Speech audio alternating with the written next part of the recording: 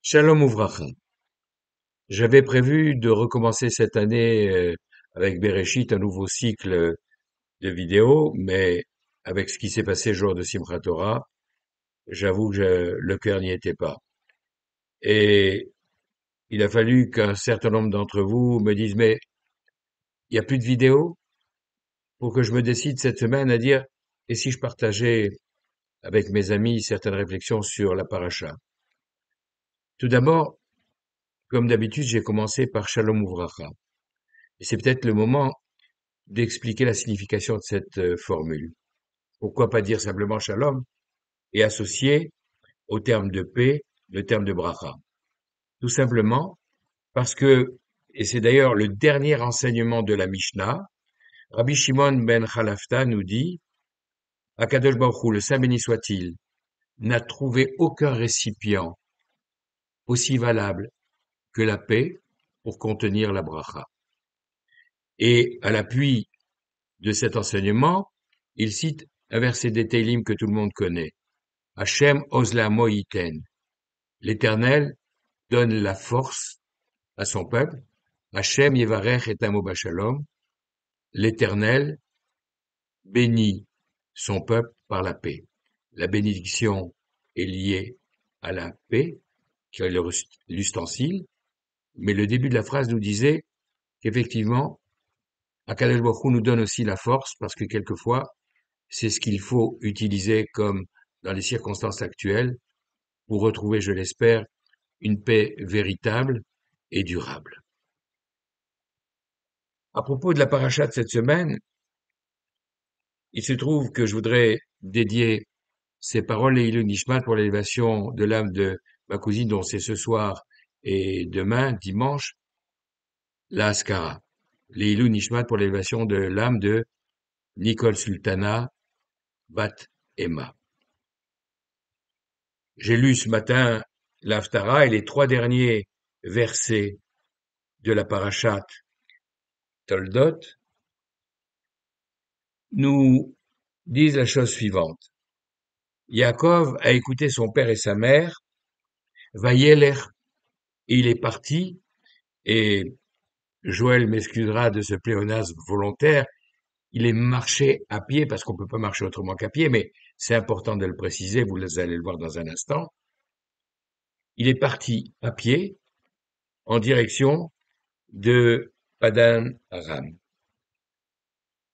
Esav, verset suivant, a vu que les filles de Canaan, sous-entendu qu'il avait épousées, étaient mauvaises aux yeux de Yitzhak son père.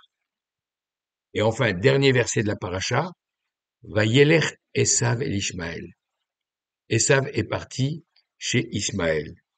Et il a pris Mahlat, qui était la fille de Ishmaël, lui-même fils d'Abraham, et qui était la sœur de Nevayot. Cette précision simplement pour nous dire que entre les fiançailles et le mariage, Ishmaël était mort, ce qui nous permet de confirmer que pendant 14 ans, Yaakov a étudié la Torah dans la yeshiva de Shem Ve'ever avant de partir chez son oncle Lavan.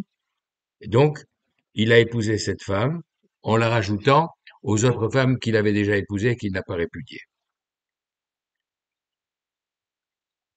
Pour comprendre ce verset, il faut reprendre le début.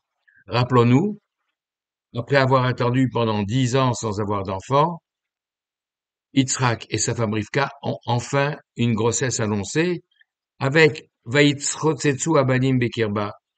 Les enfants qui étaient dans son ventre étaient là en train de s'entrechoquer, si bien qu'elle se demande ce qui se passe et Shem, le sage de la génération, lui explique, tu as 2 enfants dans ton ventre. Et lorsqu'enfin ils naissent, Ésaü sort le premier, et Yaakov qui le suit est en train de tenir son talon. Ekev. Alors, ceux qui ont vu sortir Esav tout poilu, complètement fait, ils ont dit, mais c'est pas un bébé, c'est un grand déjà. Il est assouille, il est fait. Et on l'appelait Esav. Tiens, il manque une lettre. Et juste après, cette dénomination qui est faite au pluriel, Vaïkréou, ils l'ont appelé Esav. On nous dit que le deuxième est sorti avec sa main tenant le talon de son frère, et il l'a appelé Yaakov. Alors qui c'est il? Rachid nous propose plusieurs interprétations, mais retenons celle que je préfère, c'est Dieu lui-même qui l'a appelé Yaakov, et alors qu'il aurait dû s'appeler Ekev, pourquoi il y a rajouté ce Yud en plus pour l'appeler Yaakov et non pas Akev par exemple? Pour répondre à cela, je vais utiliser l'enseignement du Rav Pinchas Friedman dans Shvile Pinchas que j'ai étudié cette semaine et que j'invite les Hébraïsants à regarder. Il nous rappelle une halakha, une des 613 mitzvot, ou plus exactement même, une des 365 mitzvot, commandements négatifs qui se trouvent dans la Torah, dans la parashat Kitetse, et qui nous dit Lo tacharosh beshor bechabor yardav. Interdiction de labourer avec un taureau et un âne en même temps. Alors au niveau du pshat, du sens le plus simple, on nous dit oui. Vous savez pourquoi c'est interdit? Parce que l'âne est en train de regarder son compère, le taureau, qui est en train de tirer la charrue avec lui, et qu'est-ce qu'il voit? Il voit sans cesse en train de ruminer. Et lui, il mange et moi je mange pas. Alors qu'en fait, il n'a pas une nouvelle nourriture dans sa bouche, c'est celle qu'il est en train de régurgiter et, et de ruminer. Alors pour pas que l'âne souffre, on lui dit ne l'attelle pas en même temps qu'un taureau. Deuxième explication, et c'est le pshat, c'est de nous dire le taureau a plus de force que l'âne, et il y en a un qui va faire ça allègrement, alors que l'autre va être à la peine derrière. Donc, pour pas faire souffrir les animaux, on nous interdit cela. Au-delà de ces explications et de bien d'autres qui sont au niveau littéral, je vous propose celle qui est donnée par le Zohar, qui nous dit en réalité, le taureau, c'est le symbole de Esav, celui qui est le prototype du 4e exil dans lequel nous vivons. Nous avons eu l'exil de Perse, de Mède, des Grecs, Yavan, et enfin celui qui dure depuis 2000 ans, celui de Esav.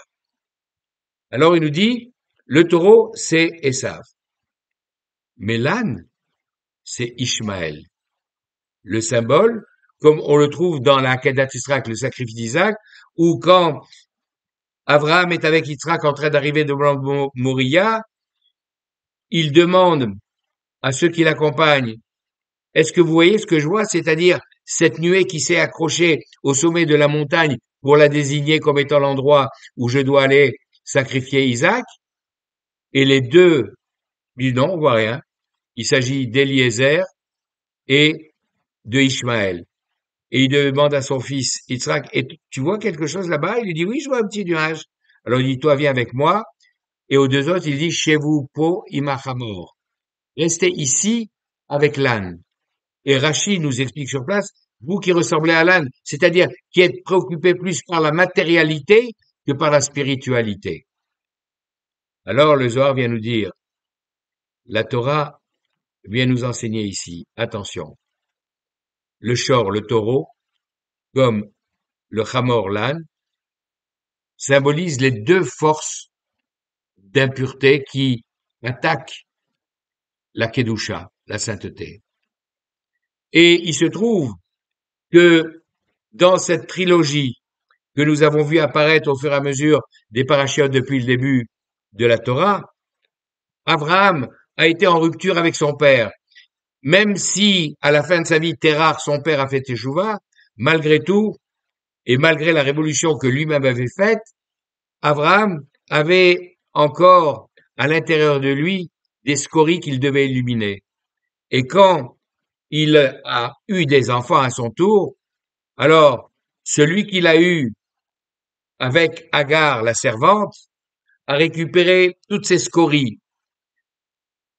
Abraham, qui symbolise le chesed de la bonté, a transmis cette qualité dans la sainteté, dans la Kedusha à son fils Yitzhak, et dans son opposé, la Touma, à son fils Ishmaël. De la même manière, Yitzhak va avoir avec Rivka, comme on l'a vu dans la paracha de cette semaine, des jumeaux, Yaakov et Esav.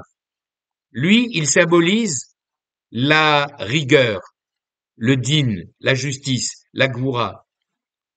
Et donc, cette qualité qui est absolument essentielle dans son naissance pure, sainte, il la transmet à Yaakov. Et ce qu'il doit encore éliminer parce que le raffinement n'a pas eu encore complètement lieu, il la donne, il la transmet à Esav. C'est pour ça que ces deux enfants, comme les deux de la génération précédente, Ishmaël et Israël, sont tellement opposés. Alors, Yaakov, il va faire la synthèse entre le chesed, la bonté, la gvoura, la force, la puissance, la rigueur, dans ce qu'on appelle le tiferet, la splendeur.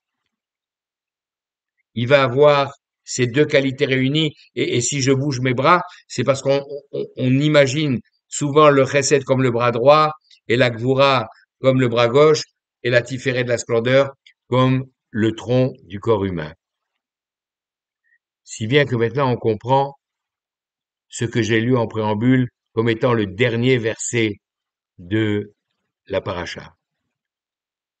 Lorsqu'il a vu qu'avec une seule qualité qu'il avait, c'était la rigueur du mauvais côté, pour lutter contre Yaakov, qui lui avait hérité et du chesed et de la gvoura, et de la bonté et de la rigueur, il a vu qu'il faisait pas le poids, et que dans la confrontation, il a perdu. En vendant son droit d'aînesse, en se faisant doubler à juste titre au moment de la transmission des bénédictions. Et donc, c'est la raison pour laquelle, à la fin de la paracha, Esav ayant compris cela, il va chez Ishmaël pour trouver une femme, en lui disant, moi tout seul, j'y arriverai pas. Pour combattre Yaakov, pour combattre Israël, pour combattre le peuple juif, il faut une alliance entre Esav, l'Occident, et Ishmaël, l'Orient. Et donc, il espère comme ça avoir la réunion de ces deux forces pour être armes égales. Cette semaine, nous allons lire la parashat Vayetse, où on va voir la genèse du peuple juif et les 12 tribus naître les unes après les autres. Et au début de la semaine, la parashat d'après, nous lirons la parashat Vayishlach, où il y aura la retrouvaille entre les deux frères. La confrontation après le combat avec l'ange pendant la nuit, le matin, la confrontation entre Esav et Yaakov. Et Yaakov, devant son frère qui vient avec 400 hommes armés pour lui régler son compte, alors qu'il a envoyé des troupeaux en cadeau pour l'amadouer, et que Esav dit non, j'ai beaucoup de choses, moi je veux rien. Lui dit, moi j'ai pas beaucoup, j'ai tout. Et même, quoi qu'on me prenne, quoi que je donne, j'ai encore tout, j'ai tout ce qu'il me faut. Et il dit à son frère, je sais très bien quel est le projet que tu as fait en associant Esav et Ishmaël, qui sont symbolisés, comme on l'a dit, par le taureau et l'âne. Et c'est pour ça que dans cette paracha, il lui dira, moi aussi, Yeshli, Shor vachamor, moi aussi, j'ai le taureau et l'âne. Parce que aussi bien dans les bénédictions que Yaakov donnera à ses enfants à la fin de sa vie, que celles qu'on trouve à la fin de la Torah, données par Moshe Rabbeinu aux 12 tribus d'Israël, Shor, c'est le symbole de Yosef. Et Hamor, c'est le symbole de Issachar. Issachar, Hamor, Garem. Un os, un âne avec des os solides pour porter le joug de la Torah. Et en fait, au travers de ce que je viens de vous décrire, on a le récit des événements que nous vivons actuellement.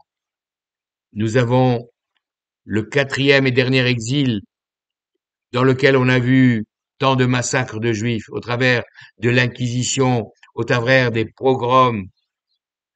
On voit comme Imar Hitler qui a été appelé le mufti de Jérusalem, Hussein Hassani, à la rescousse pour justement unir leurs forces. On voit Esav et Ishmaël bien souvent essayer de se liguer contre nous. Mais on leur dit, nous, on a Yosef, on a Issachar, symbole de la Torah. On sait que c'est en étudiant la Torah, à la fois comme un taureau qui tire la charrue avec le soc qui va en profondeur, en l'étudiant en profondeur, que comme l'âne qui en charge le maximum sur le dos, superficiellement, on arrivera à vous combattre et à vous résister. Et pour terminer, je dirais que le Hamor et le taureau sont les deux animaux qui sont associés donc à ces deux personnages, qui sont les ancêtres des deux Meshichim que nous attendons. Car nous allons avoir deux Messies, Mashiach ben Yosef, le Messie de Yosef, symbolisé par le taureau, et le Messie de Issachar, de la tribu de David, Yehuda, qui va arriver parmi les enfants de Léa, en chevauchant un âne, en ayant maîtrisé cette source d'impureté et cette matérialité. J'espère qu'à la fin des événements que nous sommes en train de vivre ici et qui sont tellement difficiles, nous aurons une véritable paix et nous l'espérons pouvoir assister à l'avènement de l'ère messianique avec la réalisation de toutes les prophéties et l'arrivée de Mashiach ben David, précédé par Mashiach ben Yosef. Voilà ce que je nous souhaite à tous. Shavua Tov.